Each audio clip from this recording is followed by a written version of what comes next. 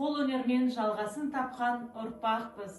Сіздер 4 ұрпақтың куәсі болып отырсыздар. Мынау менің әжем 87 жаста. Әже деген көп шығар, әжедей менің жоқ шығар. Қол өнерін үйреткен, әжедей асыл жоқ шығар. Мынау менің анашым, асылым менің дарасың. Шеберлікті үйреткен, неткен дана адамсың. Таныстырсам өзімді, атым менің Гүлзат. Қос ананың өнері балаларыма аманат. Асылдардың жалғасы, мен бақытты ұрпақпын, қыздарыма өнерді үйретуден жалықпаймын.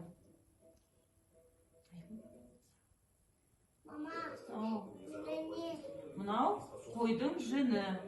Бұл жүнді осылай жуады. Бірінші қойды қырқады, одан жуады. Сосын оны сабайды, сосын осылай түтеді. Түтеді осылай, әжесі. Енді осы түтілген жүнді қара, апам жіп сияқты иіреді. Көрді, апа иіріп жатыр жіп. Сосын ол жіп, мынандай жіп болады, көрді? Ол жіпті осылай орайды. Сосын ол жіптен түрлі бұйымдар тоқиды Айлин. Нәски тоқиды, шапка тоқиды, қолғап тоқиды. Үйренесің бе?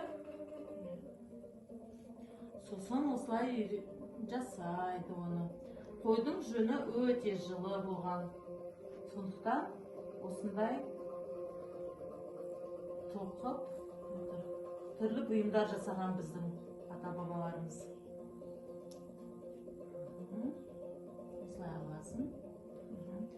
Бұны осындай сыммен тоқу дейді, және күшікпен тоқу деген бар. Ол күшікпен бұлай тоқимыз. Бұлай алады да, күшікпен тоқығанды осылай алады. Иә, сен қолыңа тағам қазір. Енді осыны осылай аласың. Осыны осылай тоқимыз. Кел. Енді сен тоқы.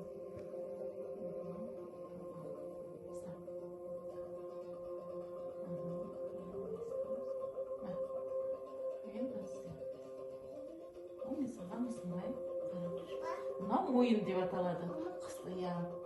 Мойын деп аталады. Ол мойынды қыста мына жеріне тамағына суық тимес үшін осылай мойынды кигізіп қоямыз. Сонда тамағына салқын тимейді.